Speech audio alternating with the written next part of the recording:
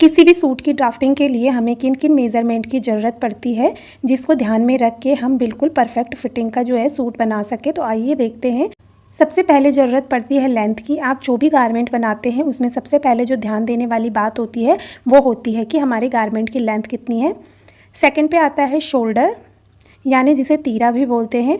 Third पे आता है हमारा बस्ट का राउंड।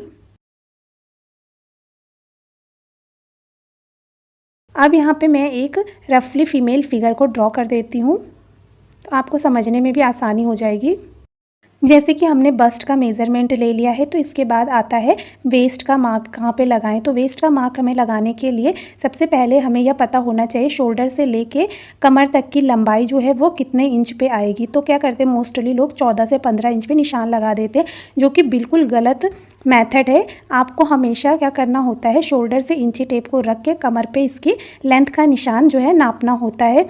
तो अब हम लिखेंगे शोल्डर टू वेस्ट लेंथ, और इसका नाप लेना बहुत ज़्यादा ज़रूरी होता है। अगर नहीं लेते हैं तो हमारे सूट की फ़िटिंग जो है वो बिल्कुल भी बिगड़ सकती है। तो अब हमें ज़रूरत पड़ती है वेस्ट के राउंड के नाप लेने की।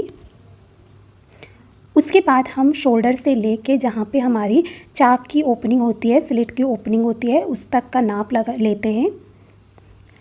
ये मेज़रमेंट लेना भी बहुत ज़्यादा ज़रूरी है, नहीं तो आपकी जो स्लिट ओपन होगी वो ऊपर या नीचे काफ़ी गैप में हो सकती है। इसलिए परफेक्ट स्लिट की ओपनिंग के लिए आपको ये नाप लेना भी बहुत ज़्यादा ज़रूरी है। शोल्डर से लेके हिप की लंबाई का नाप लेते हैं।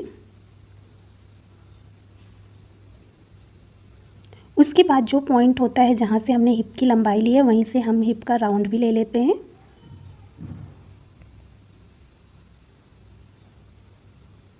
तो आपको ध्यान देने की बात यह है कि चाहे आप वेस्ट की लंबाई लें या हिप की लंबाई, आपको उसी पॉइंट पे उनका राउंड भी नाप लेना है।